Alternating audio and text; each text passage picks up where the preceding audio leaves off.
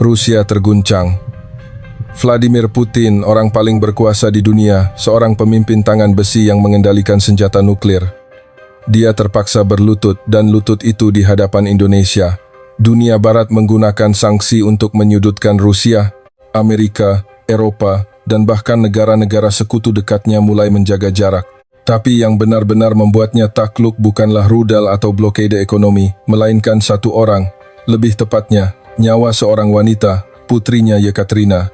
Dia sekarat, dan satu-satunya negara yang bisa menyelamatkannya adalah Indonesia. Apa yang sebenarnya terjadi, kita akan mulai sekarang. Dan sebelum kita mulai, teman-teman dari seluruh Indonesia, tolong tulis di kolom komentar Indonesia Maju. Ini akan menjadi motivasi terbesar bagi saya untuk membuat cerita-cerita berikutnya. Terima kasih semuanya. 15 Mei 2025, Moskow. Nama saya Budi Santoso. Saya bekerja di Departemen Konsultan Energi di Nusantara Digital, sebuah konglomerat teknologi dan energi raksasa dari Indonesia. Saya adalah salah satu dari sedikit orang Indonesia yang bisa berbahasa Rusia selancar bahasa ibu saya. Tahun ini, usia saya 45 tahun.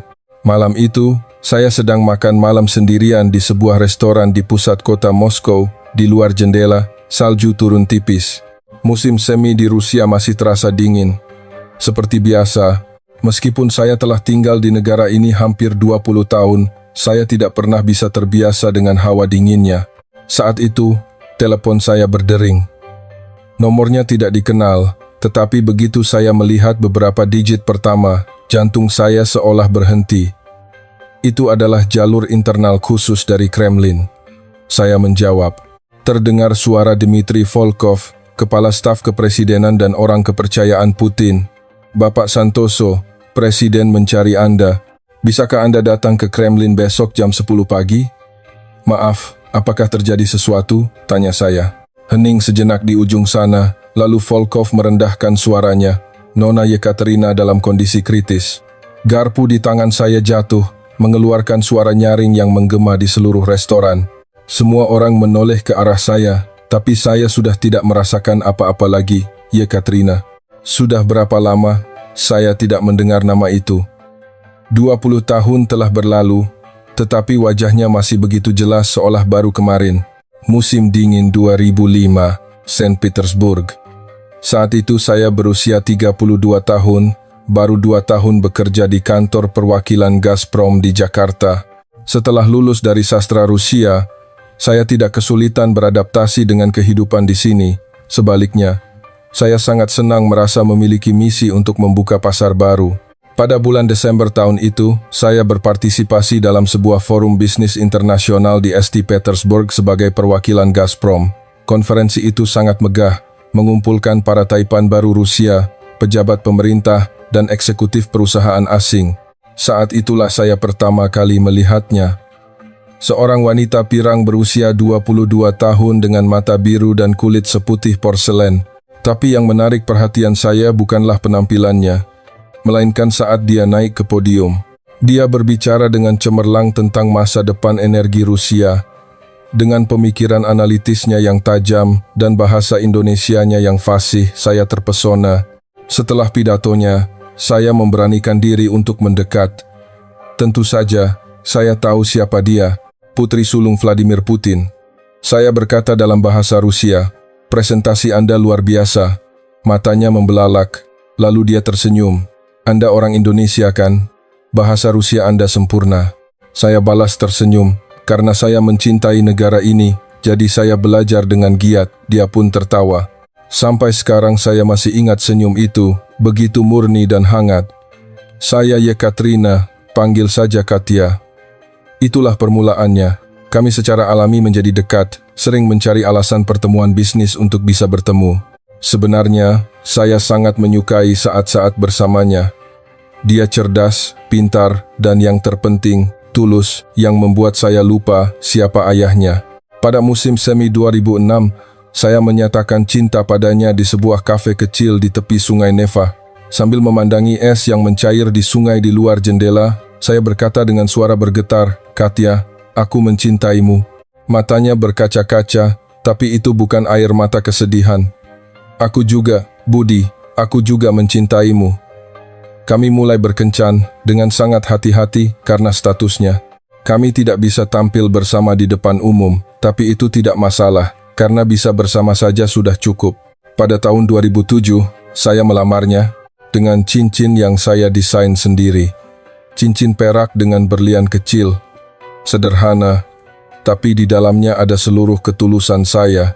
Ketika dia mengangguk sambil menangis, saya merasa telah memiliki seluruh dunia, tapi kebahagiaan itu tidak berlangsung lama.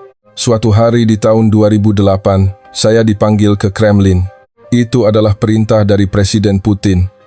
Saat saya memasuki kantornya, saya punya firasat buruk. Dia duduk di mejanya, menatap saya tajam. Ada kemarahan sedingin es di matanya. Putin berbicara, suaranya rendah dan tenang, tetapi tekanan di dalamnya tak terbayangkan.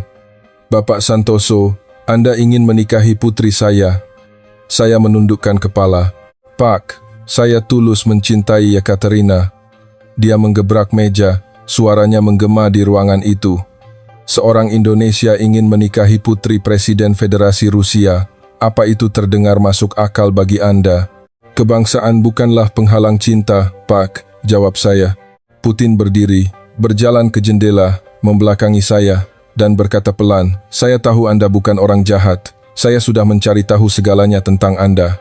Pekerja keras, pintar, dan tulus mencintai Katya. Saya tahu semua itu. Dia berbalik, ada perasaan kompleks di matanya. Tapi tidak, sama sekali tidak. Mengapa tidak, Pak? Tanya saya. Putin mendekat, merendahkan suaranya. Karena dia putri saya. Saya ingin Katya jauh dari dunia ini, jauh dari perebutan kekuasaan dan politik kotor, menjalani kehidupan normal.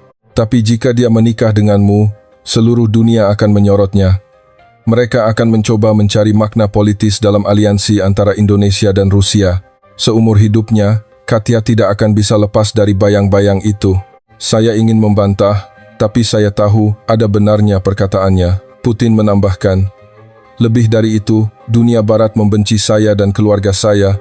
Saat kau menikahi Katya, kau juga akan menjadi sasaran kebencian mereka. Hidupmu akan hancur. Saya tidak peduli, kata saya. Tapi saya peduli, potongnya. Demi kebahagiaan putri saya, ini tidak akan terjadi. Beberapa hari kemudian, saya menerima pemberitahuan transfer kembali ke kantor pusat di Jakarta. Alasan resminya adalah rotasi personel, tetapi saya tahu persis alasan sebenarnya. Malam sebelum saya berangkat ke Indonesia, saya bertemu Yekaterina untuk terakhir kalinya di sebuah taman kecil di pinggiran kota Moskow. Dia menangis, saya juga. Maafkan aku, Budi. Aku tidak bisa meyakinkan ayah. Saya memeluknya. Tidak apa-apa, ini bukan salahmu. Dia menatap mata saya dan berkata, aku akan menunggu. Pasti akan ada hari di mana kita bertemu lagi. Aku akan menunggu hari itu. Saya meletakkan cincin itu di tangannya, cincin lamaran itu. Simpan ini. Ini hatiku. Pasti akan ada hari di mana aku akan kembali. Malam itu, saya meninggalkan Moskow, meninggalkan separuh hati saya di sana. Pada tahun 2010, sebuah artikel gosip muncul di media Rusia yang menyebutkan Putri Putin akan menikah dengan seorang pria Indonesia. Nama saya ada di artikel itu. Saya tidak tahu dari mana informasi itu bocor, tetapi baik pihak Rusia maupun Indonesia terkejut. Wartawan mendatangi saya, apakah itu benar? Anda benar-benar pernah menjalin hubungan dengan Putri Putin? Saya menyangkal semuanya, mengatakan kami tidak memiliki hubungan seperti itu. Itu bohong, tapi saya tidak bisa mengakuinya untuk melindunginya, karena begitu saya mengaku, Yekaterina akan menjadi target media di seluruh dunia. Dan yang paling saya takuti adalah kemarahan Putin, yang bukan ditujukan pada saya tetapi pada putrinya sendiri. Tatapan orang-orang membuat saya takut, dan karena cinta seorang ayah seperti yang dimiliki Putin untuk putrinya, saya sama sekali tidak bisa mengakuinya. Pada tahun 2011, saya mendengar Yekaterina menikah. Suaminya adalah putra seorang oligarki Rusia. Saya mabuk selama berhari-hari. Meskipun saya kembali bekerja di Jakarta, saya tidak bisa beradaptasi. Wanita yang saya cintai telah menikah dengan orang lain. Rasanya hidup sudah berakhir. Tapi saya berhasil bangkit.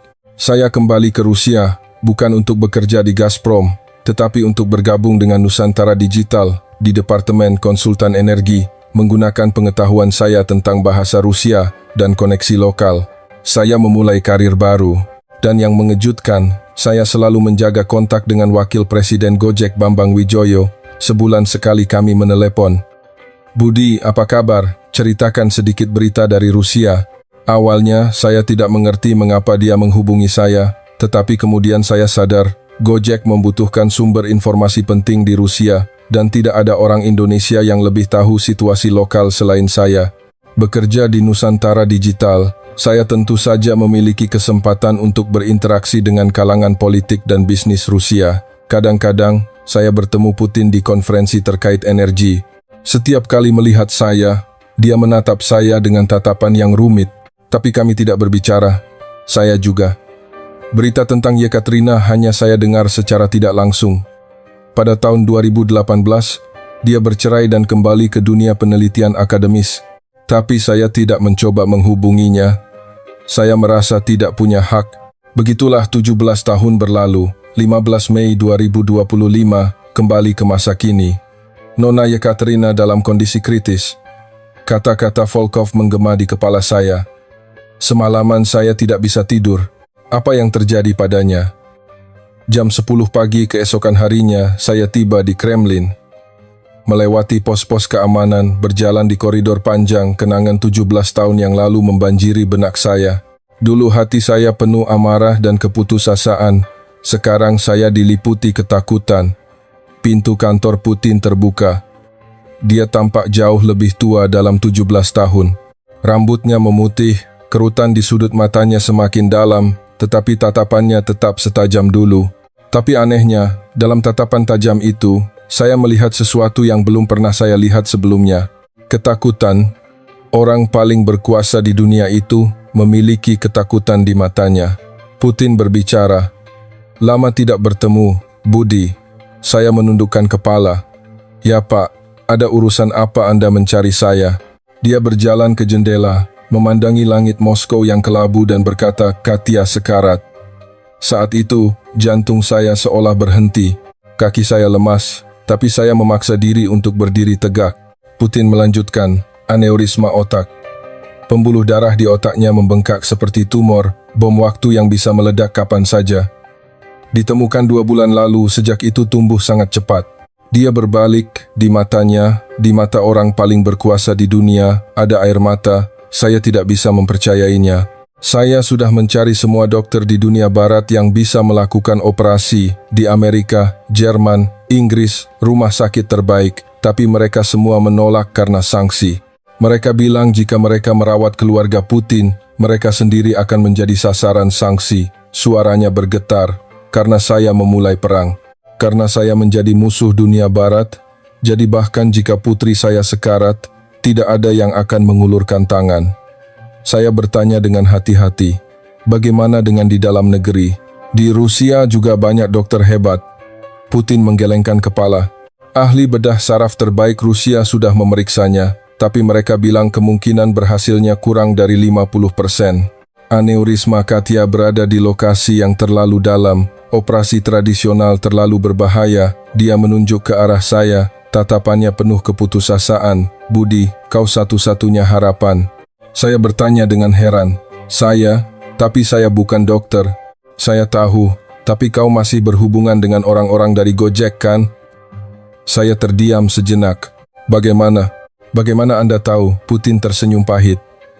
"Menurutmu apa pekerjaan FSB? Saya tahu segalanya. Setiap bulan kau menelepon Wakil Presiden Bambang Wijoyo, memberikan informasi dari Nusantara Digital untuk Gojek. Keringat dingin mengalir di punggung saya. Ini benar-benar terbongkar. Jika saya ditangkap di tempat karena spionase, itu tidak akan mengejutkan. Tapi Putin mengatakan hal yang tak terduga. "Saya sangat berterima kasih. Berkat kau, saya bisa memantau pergerakan Gojek. Kau sangat berguna bagi kita berdua." Dia mendekat. "Budi, jujur saja, Indonesia mungkin satu-satunya jawaban." "Apa maksud Anda?" tanya saya. "Rumah sakit Cipto Mangunkusumo di Jakarta. Saya dengar mereka memiliki teknologi genomik bio Nusantara terbaru. Sebuah sistem terapi gen yang dapat memperbaiki pembuluh darah otak yang rusak dengan tingkat presisi yang belum pernah ada sebelumnya.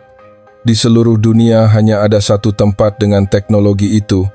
Di Rusia tidak ada. Tatapannya lurus ke arah saya. Bisakah kau menghubungi Gojek dan bertanya apakah mereka bisa menyelamatkan Katya? Jika saya yang meminta secara langsung, pasti akan ditolak. Tapi jika itu kau, mungkin ceritanya akan berbeda. Saya terdiam selama beberapa detik. Kepala saya kacau. Saya memikirkan apa yang telah dilakukan orang ini pada saya 17 tahun yang lalu. Dia memisahkan saya dari Yekaterina, menghancurkan hidup saya. Tapi Yekaterina sekarat. Kemarahan 17 tahun yang lalu tidak ada artinya lagi. Saya harus menyelamatkannya dengan cara apapun. Saya menjawab, saya akan coba bertanya Pak, tapi saya tidak bisa menjamin apa-apa karena saya juga tidak tahu keputusan apa yang akan diambil Gojek. Putin meraih tangan saya. Tangan orang paling berkuasa di dunia itu gemetar. Terima kasih, Budi. Terima kasih yang tulus. Kemudian dia menambahkan dengan suara rendah dan bergetar, 17 tahun yang lalu, saya salah. Memisahkanmu dan Katya adalah kesalahan terbesar saya. Maafkan saya. Saya tidak bisa berkata-kata. Permintaan maaf yang saya tunggu selama 17 tahun. Tapi sekarang itu tidak penting. Yang penting adalah menyelamatkan Yekaterina. Hanya itu yang penting. Begitu saya keluar dari Kremlin, hanya ada satu pikiran di kepala saya. Saya harus segera menghubungi Gojek. Tapi pada saat yang sama, kecemasan semakin besar. Apakah Gojek akan membantu? Merawat Putri Putin berarti secara langsung menentang sanksi Barat terhadap Rusia, tekanan dari Amerika, kecaman dari komunitas internasional, kampanye boikot terhadap merek Gojek. Harganya terlalu mahal. Tapi ini harus dilakukan. Demi Yekaterina.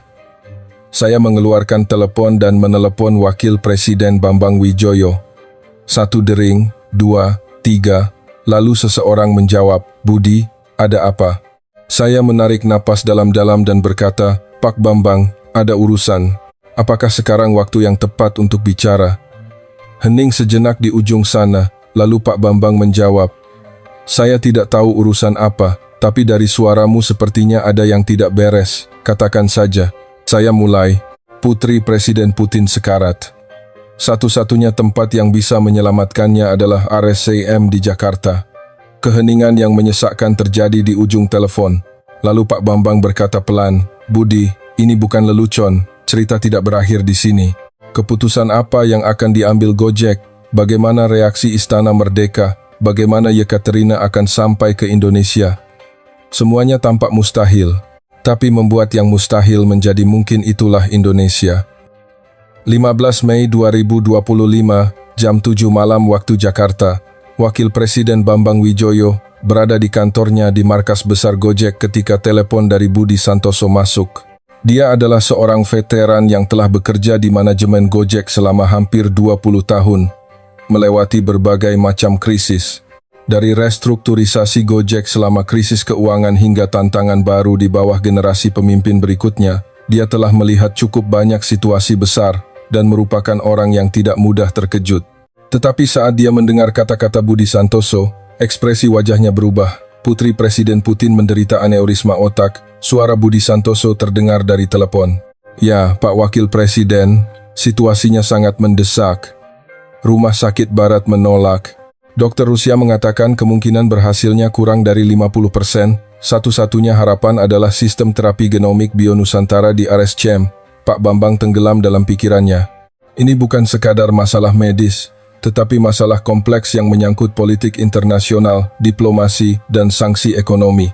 Budi, ini bukan sesuatu yang bisa kita putuskan, harus dilaporkan ke atas. Budi Santoso menjawab, saya tahu, tapi waktunya sedikit. Aneurisma Yekaterina bisa pecah kapan saja. Tolong ambil keputusan secepatnya. Pak Bambang mengangguk, meskipun Budi Santoso tidak bisa melihatnya. Saya mengerti, saya akan menghubungimu segera.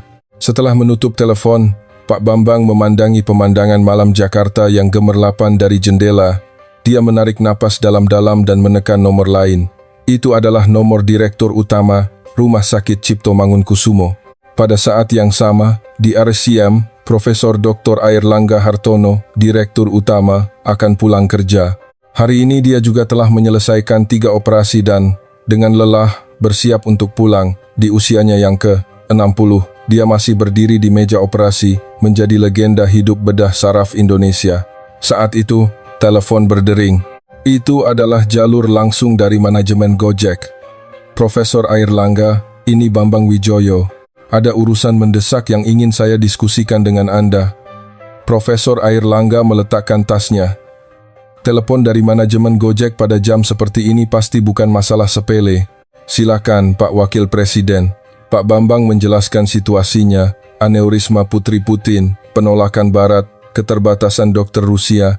Setelah mendengarkan, wajah Profesor Airlangga menjadi serius. Apakah ada hasil scan MRI? Belum, tapi seharusnya akan segera diterima.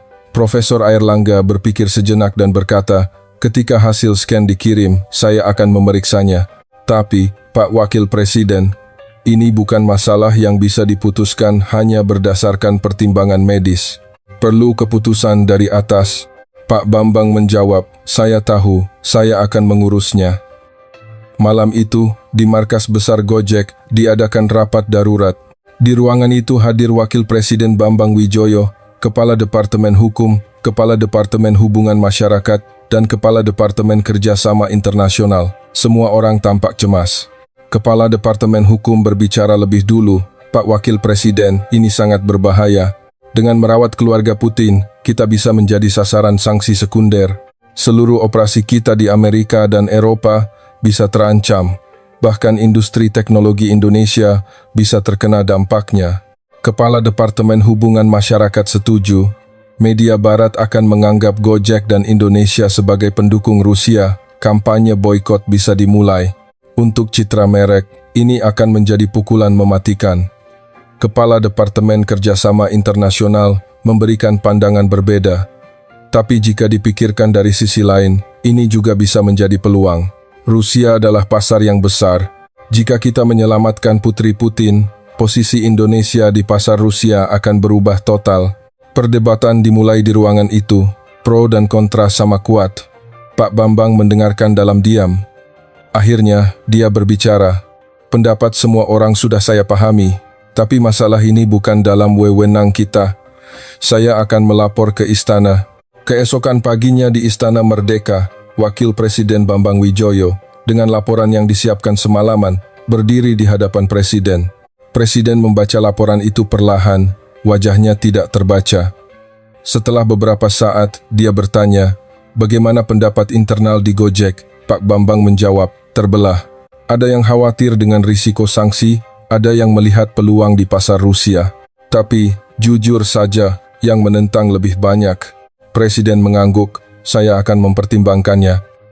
Presiden Indonesia, setelah mendengar laporan itu, terdiam lama, wajahnya sangat serius. Itu adalah wajah seseorang yang menghadapi keputusan yang menyangkut nasib negara. Akhirnya, Presiden berbicara, sebelum menjadi masalah politik, ini adalah masalah kemanusiaan. Seorang ajudan bertanya, apa yang akan Bapak lakukan? Presiden menjawab, katakan pada mereka untuk membantu, tanpa syarat. Ajudan itu berkata dengan hati-hati, tapi, Bapak Presiden, saya khawatir dengan reaksi Amerika. Mereka bisa menggunakan ini sebagai alasan untuk menciptakan kesulitan, menuduh kita melanggar sanksi. Presiden menggelengkan kepala, nyawa seorang putri tidak bisa diberi syarat, itu adalah kewajiban manusia. Siapapun Putin, putrinya tidak bersalah. Merawat dan menyelamatkan orang bukanlah politik, itu adalah tugas dasar manusia. Dia menambahkan, masalah dengan Amerika akan saya tangani secara pribadi. Katakan pada Gojek dan rumah sakit selamatkan orang itu dengan sekuat tenaga, tanpa syarat. Setelah menerima kabar itu, Bambang Wijoyo segera mengadakan rapat manajemen Gojek. Bapak-bapak, istana telah memberikan lampu hijau. Kita diminta untuk membantu tanpa syarat. Para eksekutif mengangguk, tetapi beberapa masih memiliki pendapat lain. Mengatakan bahwa kesempatan ini harus digunakan untuk mengajukan tuntutan kepada Rusia. Misalnya, hak prioritas dalam kontrak teknologi, hak pengembangan perangkat lunak. Pendiri Gojek, Arya Wirawan, Meskipun sudah pensiun dari manajemen harian, dalam masalah penting seperti ini, pendapatnya selalu diperhitungkan. Suaranya terdengar melalui konferensi online. Kita tidak bisa melakukan itu. Para eksekutif menatap layar dengan heran. Gojek tidak akan memberikan syarat apapun. Itulah cara Indonesia. Arya Wirawan melanjutkan, menyelamatkan seseorang dan menuntut imbalan adalah pemerasan. Keuntungan yang didapat dari pemerasan tidak akan bertahan lama. Tapi rasa terima kasih atas bantuan yang tulus tidak akan pernah dilupakan. Dia menambahkan, tidak peduli apa yang akan atau tidak akan dilakukan Rusia, tugas kita adalah menyelamatkan manusia. Itulah mengapa Indonesia bisa menempati posisi seperti ini. Wakil Presiden Bambang Wijoyo sangat tersentuh.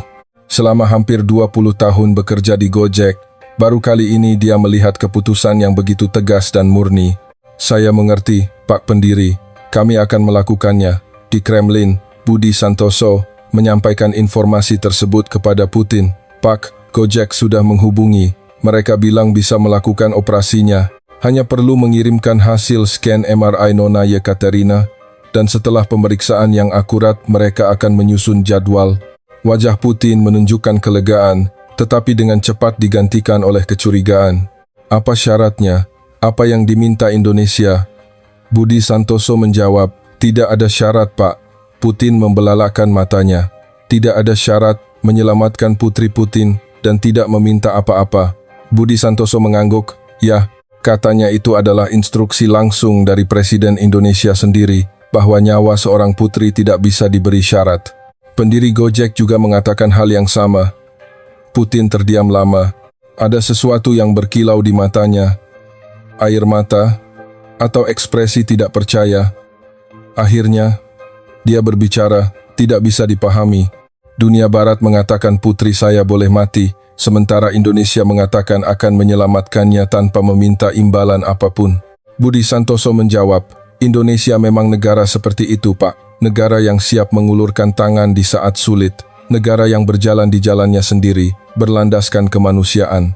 Putin mendekati jendela, memandangi langit musim dingin Moskow dan berkata pelan, 17 tahun yang lalu saya salah. Saya meremehkan orang Indonesia, mengusirmu, memisahkanmu dari Katia, semua itu adalah kesalahan saya.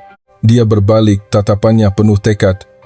Baik, saya akan mengirimkan hasil scan-nya, dan saya akan membawa Katia ke Indonesia. Bagaimana caranya? Budi Santoso menjawab, Gojek mengatakan akan mengirim pesawat jet pribadi dengan tim medis dan peralatannya. Tapi, Pak, operasi ini harus dilakukan dengan kerahasiaan tingkat tinggi. Putin mengangkat alis. Mengapa? Jika pihak Barat tahu, mereka akan menghalangi. Eropa juga. Bahkan di dalam Rusia tidak boleh ada kebocoran. Diperlukan kerahasiaan total. Putin mengangguk. Saya mengerti. Saya akan memberikan instruksi pribadi kepada FSB. Jumlah orang yang mengetahui operasi ini akan diminimalkan. Dia mendekati Budi Santoso, meletakkan tangan di bahunya. Budi, terima kasih. Tanpamu, Katia pasti sudah meninggal. Budi Santoso menundukkan kepala. Ini belum berakhir, Pak. Nona Yekaterina harus tiba dengan selamat di Indonesia dan operasinya harus berhasil. Sampai saat itu, kita tidak bisa tenang.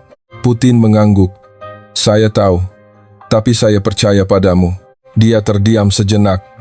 Pergilah, temui Katia. Dia pasti ingin melihatmu.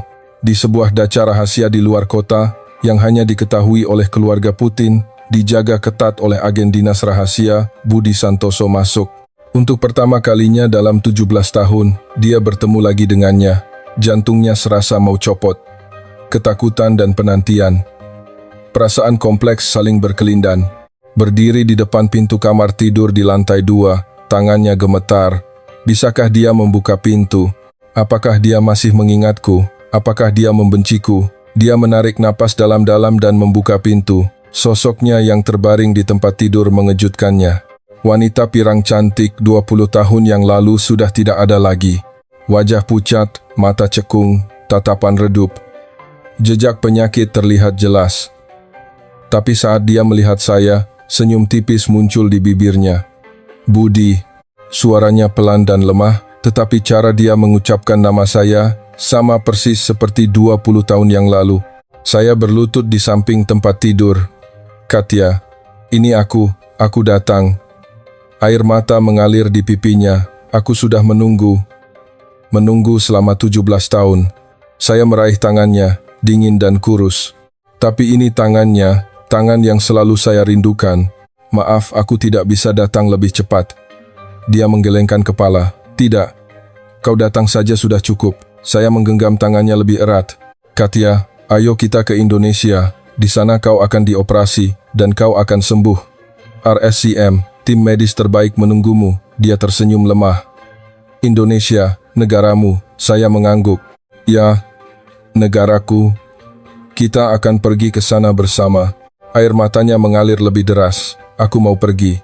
Jika bersamamu, aku mau pergi kemana saja. Saya mencium keningnya. Aku janji, aku pasti akan menyelamatkanmu.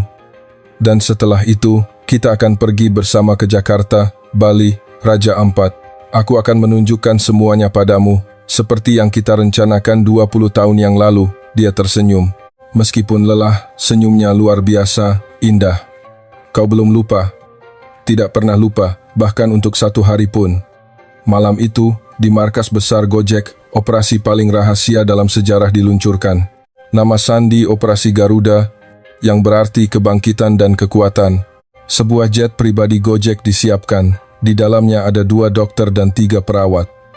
Pesawat itu dilengkapi dengan peralatan medis paling canggih. MRI portabel, sistem pendukung kehidupan, alat bedah darurat. Itu adalah ruang gawat darurat yang sesungguhnya di udara. Titik keberangkatan Bandara Internasional Soekarno-Hatta, Jakarta, tujuan landasan pacu militer rahasia di pinggiran Moskow. Pihak Barat tidak boleh tahu, Eropa tidak boleh tahu, bahkan di dalam pemerintahan Indonesia hanya beberapa orang yang tahu. Jika operasi ini gagal, semuanya akan berakhir. Jet pribadi Gojek lepas landas. Wakil Presiden Bambang Wijoyo berdiri di bandara dan melihatnya pergi. Hatinya terasa berat dengan perasaan campur aduk. Apakah operasi ini akan berhasil? Bisakah mereka membawa Yekaterina dengan selamat? Apakah operasinya akan sukses? Semuanya tidak pasti. Tapi satu hal yang pasti, Indonesia melakukan hal yang benar. Dia menengadah ke langit, lampu pesawat semakin menjauh. Semoga semuanya baik-baik saja, bisiknya. Cerita tidak berakhir di sini. Apakah pesawat akan sampai ke Moskow dengan selamat? Apakah Yekaterina berhasil diangkut? Bahaya apa yang mungkin muncul di perjalanan? Semuanya tampak mustahil, tapi membuat yang mustahil menjadi mungkin. Itulah Indonesia. 17 Mei 2025, jam 2 pagi, landasan pacu militer rahasia di pinggiran Moskow. Suhu 2 derajat, angin dingin menerpa wajah. Tapi saya tidak punya waktu untuk merasakan dingin. Jet pribadi Gojek mendarat. Sebuah Gulfstream G650 dengan badan pesawat putih dan garis hijau. Pesawat terbaru yang hanya diperuntukkan bagi manajemen puncak korporasi. Tapi hari ini, di dalamnya bukan para eksekutif, melainkan tim medis dan peralatan.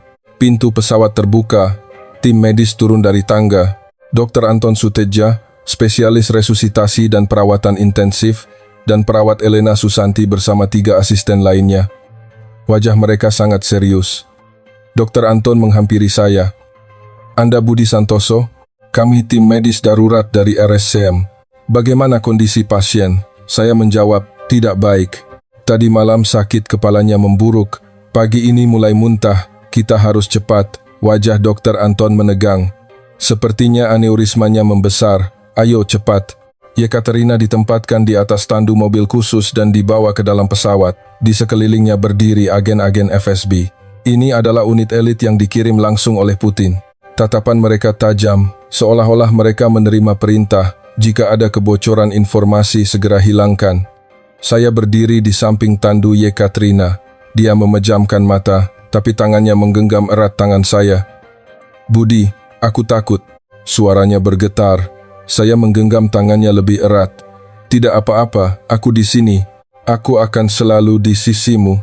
Tim medis sibuk menyambungkan peralatan pendukung kehidupan, memberikan suntikan, memasang infus, mengenakan masker oksigen. Kabin pesawat seketika berubah menjadi unit perawatan intensif. Dr. Anton melaporkan tekanan darah 145,92, denyut nadi 88.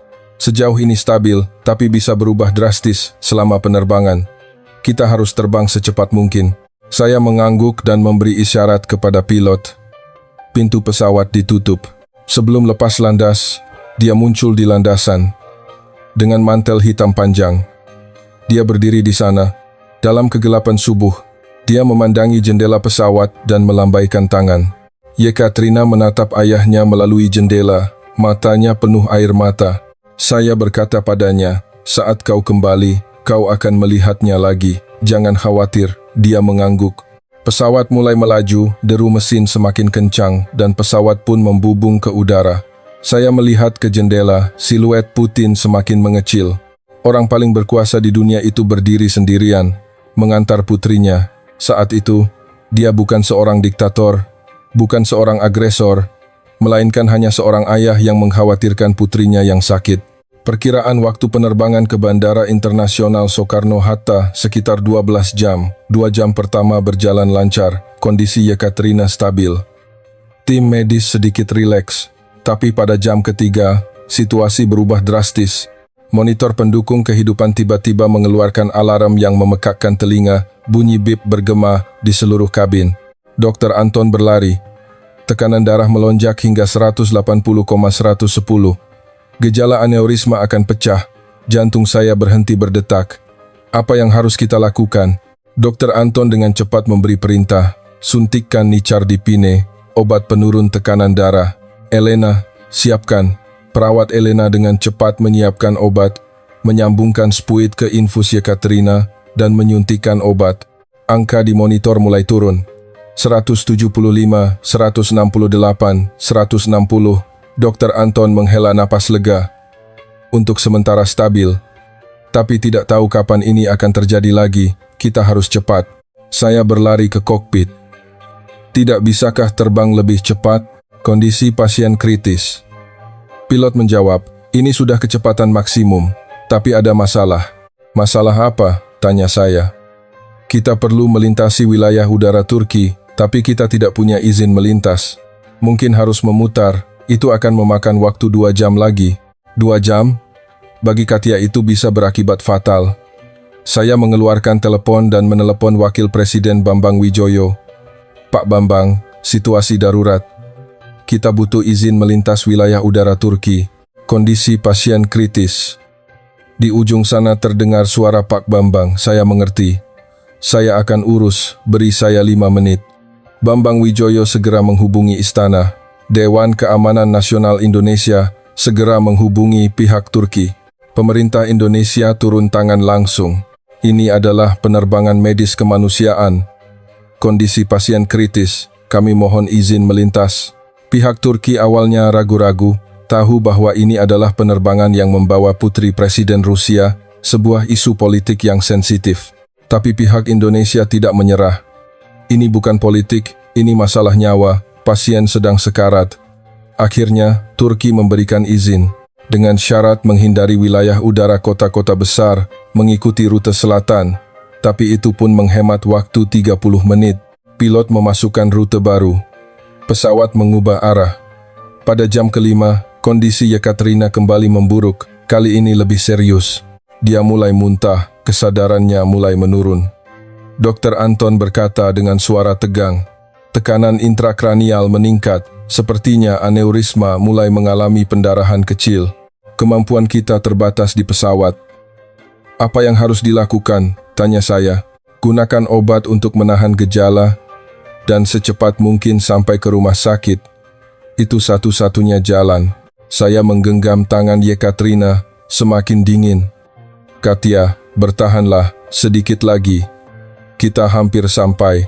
Dia membuka matanya dengan lemah, tatapannya tidak fokus. Budi, aku akan mati ya. Saya menggelengkan kepala. Tidak, kau tidak akan mati. Aku tidak akan membiarkanmu pergi. Dia tersenyum lemah. Pembohong. Matamu merah. Saya menyeka air mata. Saya tidak boleh menangis di depannya, tidak boleh membuatnya khawatir. Siapa yang menangis? Hanya kelilipan debu. Dia memejamkan mata dan berkata, terima kasih Budi, bisa bertemu denganmu lagi seperti ini. Saya menggenggam tangannya lebih erat. Ini belum berakhir. Setelah sampai di Indonesia, kau akan sembuh. Kita sudah berjanji akan jalan-jalan di Jakarta bersama. Kau tidak akan melanggar janji, kan? Dia tidak menjawab. Tertidur, atau? Dokter Anton berkata dengan tegang, kesadaran pasien menurun. Hubungi RSCM, suruh mereka siapkan ruang operasi segera setelah kita tiba. Pada jam ke-11, kami akhirnya memasuki wilayah udara Indonesia. Saya melihat ke jendela. Dalam kegelapan subuh, samar-samar terlihat lampu-lampu Indonesia, tanah air, satu-satunya negara yang bisa menyelamatkan Yekaterina. Pilot memberitahu, 15 menit lagi mendarat di Bandara Soekarno-Hatta. Saya menghela napas lega, tapi ini belum berakhir. Kondisi Yekaterina terus memburuk. Tekanan darah tidak stabil, napasnya dangkal. Tim medis meningkatkan pasokan oksigen hingga maksimum. Dokter Anton berkata, setelah mendarat, dalam 30 menit kita harus sampai di rumah sakit. Hanya dengan begitu kita bisa mengejar waktu emas untuk operasi. 30 menit. Dari Bandara Soekarno-Hatta ke RS yang biasanya memakan waktu 1 jam, tapi Indonesia sudah siap. 17 Mei 2025, pukul 10.23 pagi, Bandara Internasional Soekarno-Hatta, jet pribadi Gojek mendarat di landasan pacu. Pesawat belum berhenti, 3 mobil hitam sudah mendekat. Itu adalah mobil khusus dari Pas Pampres, tanpa plat nomor. Pintu pesawat terbuka, tim medis membawa Yekaterina keluar dengan tandu. Dia mengenakan masker oksigen, tidak sadarkan diri. Saya turun di belakang mereka. Udara pagi Jakarta yang lembab menerpa wajah. Tapi saya tidak merasakan apa-apa. Saya hanya melihat Yekaterina, seorang koordinator bernama Maria Bella, seorang wanita muda yang dikirim dari RCM, berlari ke arah kami. Bapak Budi, mobil sudah siap. Pengawalan polisi menunggu perintah. Kita akan bawa ke rumah sakit secepat mungkin. Yekaterina dimasukkan ke dalam ambulans khusus. Saya ikut bersamanya. Iring-iringan mobil bergerak. Di depan mobil polisi dengan sirene menyala, membelah udara pagi. Semua mobil di jalan memberi jalan. Seolah-olah seluruh Indonesia memberi jalan demi menyelamatkan satu nyawa manusia. Saya memegang tangan Yekaterina dan melihat ke jendela. Pemandangan pagi Jakarta berlalu dengan cepat. Saat kami melewati jembatan Semanggi, sinar matahari pertama menyentuh gedung-gedung pencakar langit. Sangat indah. Tapi saya tidak punya mood untuk menikmati keindahan itu. Saya hanya menatap Yekaterina. Dokter Anton terus memantau kondisinya. Tekanan darah berhasil dijaga, tapi operasi harus segera dilakukan. Tidak ada waktu lagi. Pengemudi menambah kecepatan. Semua lampu lalu lintas berwarna hijau. Seseorang di pusat kendali lalu lintas telah mengubah semua sinyal menjadi hijau untuk kami. Inilah kekuatan Indonesia. Tepat 28 menit kemudian, iring-iringan mobil memasuki parkir bawah tanah RSCM. Di depan pintu lift, tim medis berjas putih sudah menunggu, lebih dari 10 orang. Di tengah-tengah mereka berdiri seorang pria paruh baya dengan rambut beruban, tetapi tatapannya lebih tajam dari anak muda manapun. Profesor Dr. Airlangga Hartono, otoritas tertinggi bedah saraf di RSCM, legenda hidup bedah otak Indonesia. Dia mendekat dan memeriksa Yekaterina. Refleks pupil, tekanan darah, denyut nadi. Gerakannya cepat dan tepat, kondisinya parah. Aneurisma sudah mulai mengalami pendarahan mikro, operasi segera. Dia menatap saya. Anda kerabatnya?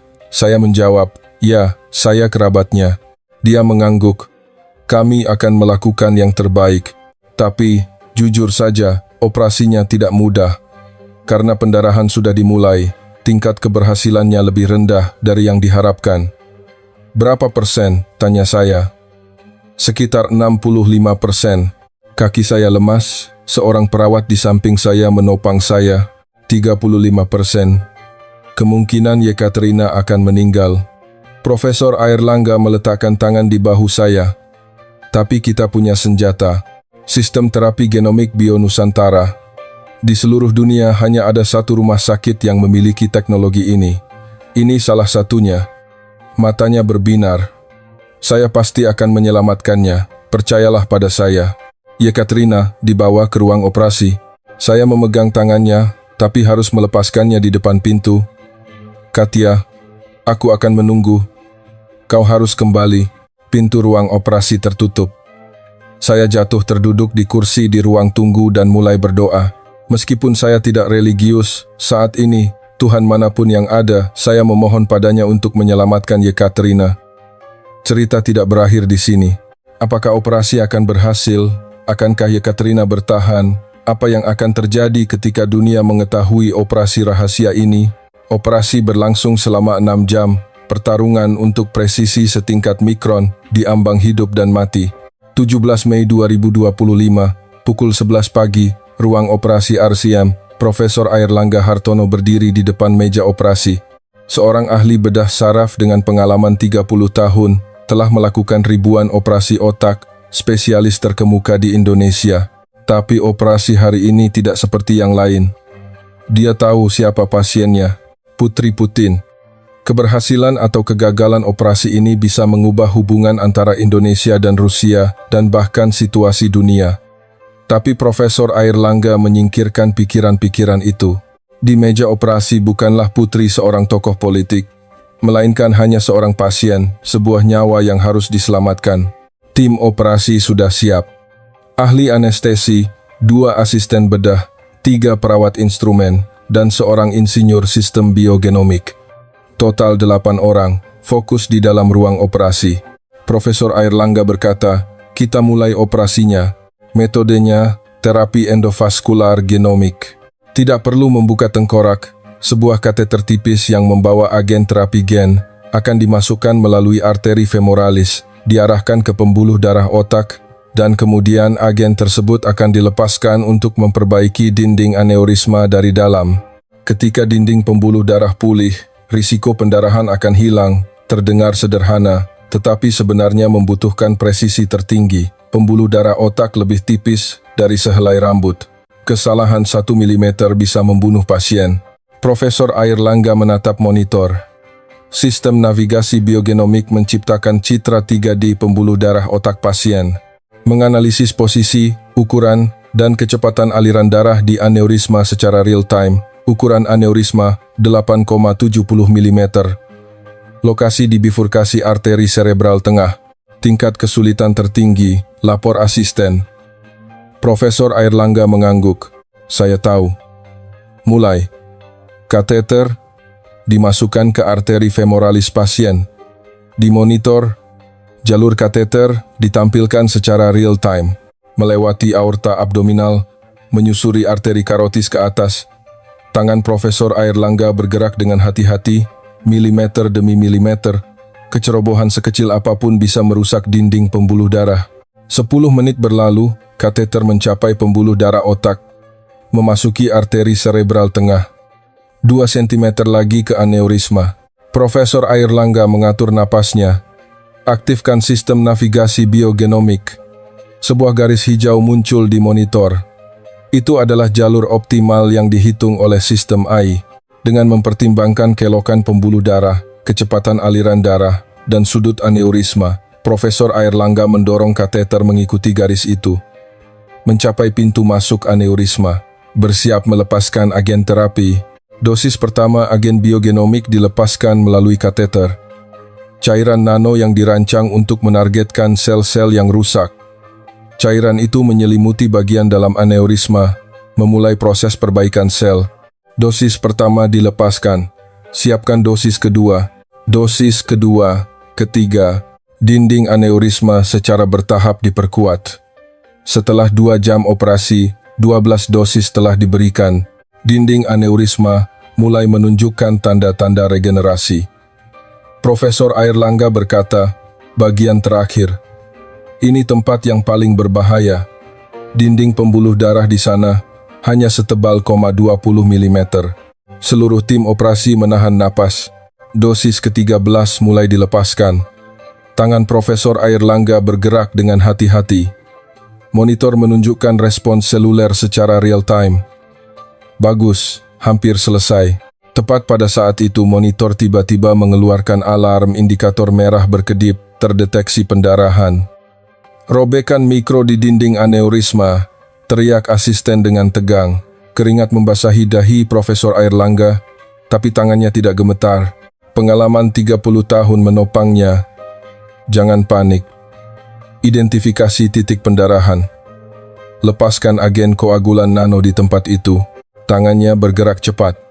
Dosis ke-14 yang berisi koagulan nano ditujukan langsung ke titik pendarahan. Dibutuhkan presisi hingga 0,10 mm. Sistem AI memberikan navigasi real-time. Garis hijau bergerak, menunjukkan jalur optimal. 5 detik, 10 detik, 15 detik. Agen dilepaskan. Selesai. Indikator merah di monitor padam. Pendarahan berhenti. Profesor Airlangga menghela napas. Bahaya telah berlalu. Lanjutkan. Setelah 4 jam 30 menit, total 23 dosis telah dilepaskan. Dinding aneurisma telah pulih sepenuhnya. Profesor Airlangga melakukan pemeriksaan terakhir. Di monitor citra pembuluh darah otak, sistem AI menunjukkan hasil analisis, tingkat perbaikan dinding aneurisma 100%, aliran darah normal. Tidak ada pendarahan. Profesor Airlangga mengangguk. Operasi berhasil. Di ruang operasi, terdengar helaan napas lega. Beberapa perawat menyeka air mata. Profesor Airlangga melepaskan sarung tangannya. Kerja tim yang luar biasa. Terima kasih semua atas kerja kerasnya. Dia keluar dari ruang operasi, melihat jam. 15.47. Perjuangan selama 4 jam, 47 menit. Di ruang tunggu, saya duduk di lantai dan berdoa. Air mata tidak berhenti mengalir. Hampir 5 jam penantian terasa seperti 5 abad. Fantasi terburuk berputar di kepala saya. Operasi gagal, pendarahan otak, kondisi vegetatif, kematian. Segala macam pikiran mengerikan menyiksa saya. Saat itu, pintu ruang operasi terbuka. Profesor Airlangga keluar, dahinya berkeringat setelah melepas masker. Saya melompat. Bagaimana dia?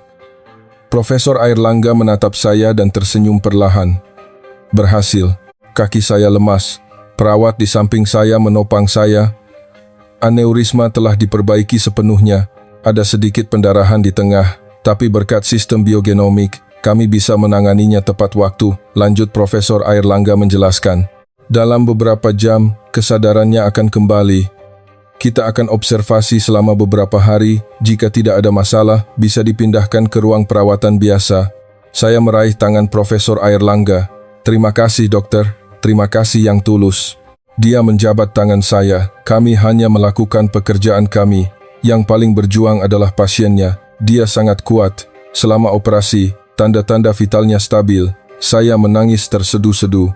20 tahun kemudian, saya mendapatkan kembali Yekaterina. Pada saat yang sama, di suatu tempat di Jakarta, seseorang sedang menelepon. Ya, sudah dikonfirmasi. Di ruang rawat VIP RSCM ada pasien dari Rusia, diduga Putri Putin. Di ujung telepon adalah Kepala Biro Reuters Jakarta. Informasinya akurat. Ya, ada saksi mata yang melihat pengangkutan rahasia di bandara. Katanya jet pribadi Gojek datang dari Moskow. Mata kepala biro itu berbinar. Ini adalah berita eksklusif skala dunia. Saya mengerti. Siapkan materi untuk segera dipublikasikan. 17 Mei 2025, pukul 8 malam. Berita itu menyebar ke seluruh dunia. Berita kilat dari Reuters. Putri Putin dirawat secara rahasia di Indonesia. Begitu artikel itu dipublikasikan, seluruh dunia terguncang. Departemen Luar Negeri AS menyatakan bahwa mereka sedang memeriksa apakah Indonesia melanggar sanksi terhadap Rusia. Jika perlu, tindakan yang sesuai akan diambil. Uni Eropa juga menyatakan keprihatinan. Kami sangat menyayangkan bahwa sekutu kami, Indonesia, memberikan dukungan kepada keluarga Presiden Rusia. Media Barat melancarkan kritik tajam terhadap Gojek dan Indonesia. Judul-judul berita bertebaran. Gojek membantu Putin. Membuat sanksi Barat tidak berarti. Indonesia berpihak pada Rusia, keretakan di antara sekutu. Larangan impor teknologi dari Indonesia sedang dipertimbangkan. Di media sosial, kampanye untuk memboikot Indonesia dimulai. Tagar boikot Indonesia mulai menyebar dan dalam 1 hari menjadi trending topik. Di depan ruang rawat VIP RSCM, ratusan wartawan berkumpul. Kilatan kamera tidak berhenti. Para wartawan berteriak, Gojek, berikan pernyataan. Bagaimana kondisi pasien? Apa pendapat Anda tentang pelanggaran sanksi? Keamanan rumah sakit memblokir para wartawan, Tetapi situasi semakin kacau. Wakil Presiden Bambang Wijoyo segera datang ke rumah sakit. Wajahnya tegang. Kita harus mengadakan konferensi pers. Ini tidak bisa terus begini. Situasinya akan semakin buruk. Saya bertanya, apa yang akan Anda lakukan? Pak Bambang menjawab, hadapi langsung. Kita harus menjelaskan mengapa Indonesia melakukan ini. Keesokan paginya pukul 10.00, di Aula Konferensi Besar RSIM, lebih dari 500 jurnalis dari seluruh dunia berkumpul. Reuters, AP, BBC, AFP. Semua kantor berita besar ada di sini. Wakil Presiden Bambang Wijoyo naik ke podium. Wajahnya tenang, tapi tatapannya tegas. Bapak-bapak dan ibu-ibu, Indonesia hanya ingin mengatakan satu hal. Dia mengambil mikrofon. Medis tidak mengenal batas. Indonesia tidak membeda-bedakan pasien. Para jurnalis berteriak, bagaimana Anda bisa berkata begitu? Putin adalah penjahat perang. Pak Bambang menjawab, apapun yang telah dilakukan Presiden Putin, putrinya tidak bersalah. Seorang gadis yang sakit di ambang kematian. Apakah kita harus bertanya dulu, siapa ayahnya sebelum merawatnya? Gumaman terdengar di antara para jurnalis. Indonesia tidak memperdagangkan nyawa dan tidak memberikan syarat. Kami hanya melakukan satu hal, menyelamatkan manusia yang sekarat. Dia berkata dengan tegas, jika ini melanggar sanksi, maka sanksi itulah yang salah. Dunia yang menghukum tindakan penyelamatan nyawa, apakah itu dunia yang normal? Aula menjadi hening. Tidak ada yang bisa membantah kata-kata Pak Bambang. Indonesia tidak akan mengubah posisinya. Siapapun yang datang, siapapun yang mengancam, kami tidak akan berhenti menyelamatkan orang. Inilah cara Indonesia, inilah semangat Pancasila. Dia menambahkan kalimat terakhir, sekarang, saya siap menjawab pertanyaan Anda. Setelah konferensi pers, terjadi sesuatu yang tak terduga. Opini publik di media sosial mulai berubah. Tagar berubah. Stand with Indonesia. Awalnya muncul di Asia, tetapi dengan cepat menyebar ke Jepang, Korea Selatan, Asia Tenggara. Dan yang mengejutkan, di Eropa dan Amerika juga mulai muncul komentar dukungan. Indonesia benar. Di hadapan nyawa, tidak ada politik. Anak saya sakit, dan teknologi medis Indonesia yang menyelamatkannya. Terima kasih, Indonesia. Saya benci Putin, tapi jangan biarkan putrinya mati. Itu tidak manusiawi. Tokoh-tokoh terkenal dunia juga menyuarakan dukungan. Elon Musk menulis di Twitter, Indonesia benar, medis harus berada di atas politik. Bill Gates setuju, menghukum tindakan penyelamatan nyawa bukanlah hal yang seharusnya dilakukan oleh masyarakat beradab. Beberapa hari kemudian, Departemen Luar Negeri AS mengubah posisinya. Tindakan medis oleh RSIM dianggap sebagai layanan kemanusiaan dan tidak tunduk pada sanksi. Indonesia menang. Sebulan kemudian, perubahan diam-diam dimulai. Pemerintah Rusia secara rahasia melonggarkan pembatasan impor produk teknologi dan digital Indonesia. Tidak ada pengumuman resmi, tetapi cukup melihat data bea cukai untuk memahaminya. Produk-produk Indonesia mulai mengalir kembali ke Rusia. Perjanjian kerjasama antara Nusantara Digital dan perusahaan energi Rusia juga diperbarui secara diam-diam. Meskipun tidak ada media yang memberitakannya, semua orang di industri tahu Putin menepati janjinya. Tapi dia tidak akan pernah mengatakannya di depan umum. Itu caranya membalas budi, tanpa mengumbarnya ke seluruh dunia. Menyimpan rasa terima kasih di hati, tetapi tidak membicarakannya dengan lantang. Cerita tidak berakhir di sini. Apakah Yekaterina sudah sadar bagaimana reaksi Putin? Bagaimana akhir dari kisah cinta 20 tahun antara Budi Santoso dan Yekaterina? Setelah operasi ajaib, kisah sebenarnya baru saja dimulai. 14 Juni 2025, RSIM, Jakarta, hari kepulangan Yekaterina. Setelah sebulan dirawat, dia pulih sepenuhnya. Hasil MRI terakhir menunjukkan bahwa aneurismanya telah sembuh sempurna, tidak ada kerusakan fungsi otak. Itu adalah sebuah keajaiban. Sebelum meninggalkan kamar, Yekaterina meraih tangan Profesor Airlangga. Profesor, Anda menyelamatkan hidup saya. Saya tidak akan pernah melupakannya seumur hidup saya. Profesor Airlangga tersenyum. Kami hanya melakukan pekerjaan kami. Tolong jaga kesehatan Anda. Yekaterina berkata dengan mata berkaca-kaca. Saya tidak menyangka teknologi medis Indonesia begitu unggul. Apa yang tidak bisa dilakukan oleh negara barat manapun, Indonesia melakukannya. Terima kasih Indonesia. Malam itu, jet pribadi Gojek lepas landas dari Bandara Soekarno-Hatta menuju Moskow. Yekaterina kembali ke ayahnya. Saya berdiri di ruang tunggu VIP bandara dan melihat pesawat itu terbang hingga badan pesawat putih itu menghilang di antara awan. Hati saya terasa berat, tetapi saya bersyukur dia bisa selamat dan kembali. Beberapa hari kemudian, Wakil Presiden Bambang Wijoyo menghubungi saya. Budi, ada surat rahasia dari Kremlin. Ditulis langsung oleh Putin, bukan dokumen resmi, melainkan surat tulisan tangan. Isinya sebagai berikut, kepada RSM dan rakyat Indonesia, rasa terima kasih saya yang terdalam. Rusia tidak akan pernah melupakan penyelamatan nyawa putri saya. Saat ini, karena perang dagang, saya tidak bisa mengatakannya di depan umum, tapi saya berjanji, setelah perang ini berakhir, saya akan membuka semua pintu, agar teknologi medis dan industri teknologi tinggi Indonesia dapat berkembang di tanah Rusia. Ini adalah rasa terima kasih terkecil yang bisa saya ungkapkan. Pak Bambang berkata, ini adalah dokumen bersejarah. Suatu hari nanti, janji ini akan ditepati. Saya melihat ke jendela. Langit di atas Jakarta cerah. Indonesia tanpa syarat mengulurkan tangan. Bahkan saat menghadapi tekanan diplomatik, Indonesia tidak goyah. Gojek, perusahaan teknologi terkemuka, menunjukkan karakternya. Inilah tangan Indonesia dan keajaiban yang diciptakan oleh tangan-tangan ini. Suatu hari nanti akan kembali dalam bentuk peluang yang lebih besar, pintu yang lebih lebar. Inilah kekuatan Indonesia. Indonesia luas, namun tangguh. Negara sawit dan rendang, tetapi pada saat yang sama, negara yang memiliki teknologi biogenomik terdepan dan medis kelas dunia.